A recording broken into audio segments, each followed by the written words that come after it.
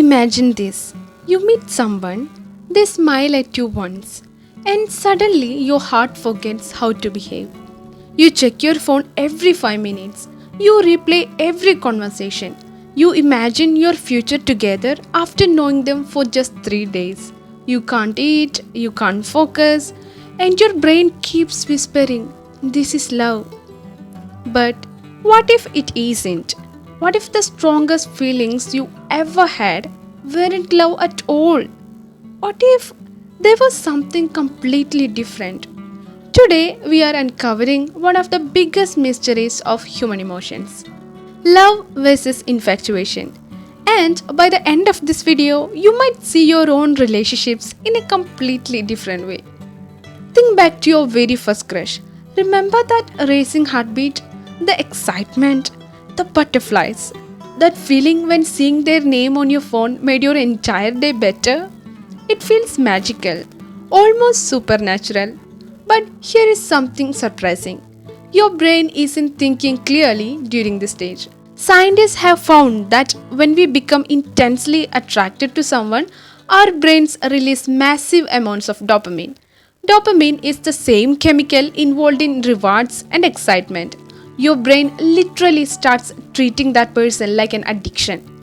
That's why you constantly think about them. Why every message feels exciting. Why waiting for a reply feels unbearable. This stage is called infatuation.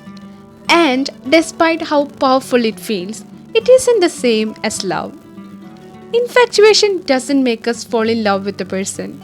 It makes us fall in love with an idea.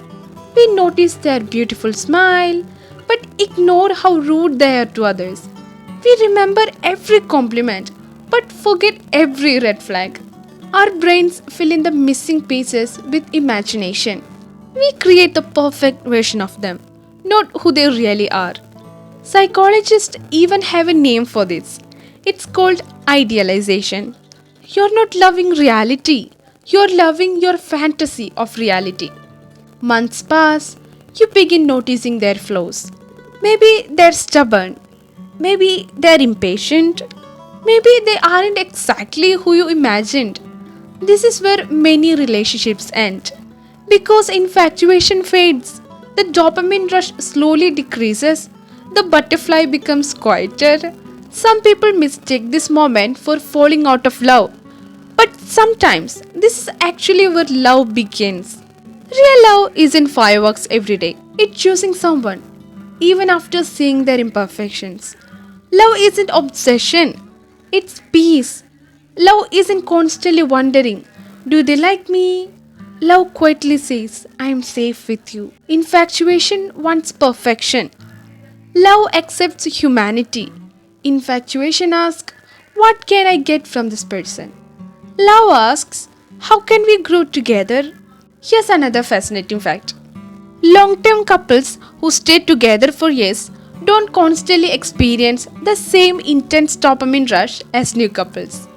Instead, their brains produce more oxytocin and vasopressin. These chemicals create trust, comfort, security, connection.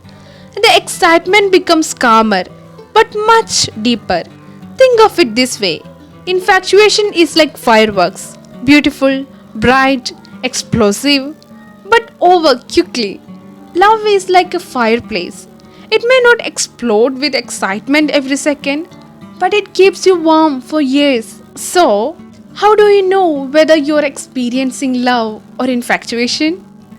Ask yourself, if this person stopped being perfect tomorrow, would I still choose him? If the answer is yes, your feelings may be growing into something real. If the answer is no, perhaps you have fallen in love with an image instead of a person. There is nothing wrong with infatuation. Almost every love story begins there. The mistake is believing that's where love ends.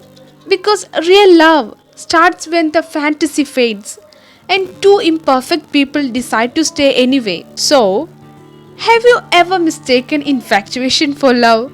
Or are you realizing that someone in your life was never really love at all? Share your story in the comments. If you enjoyed this journey into the psychology of love, Don't forget to like this video and subscribe to Love Lab, where we explore the science, psychology, and mysteries of human heart. Until next time, take care of your heart because understanding love is the first step toward finding it.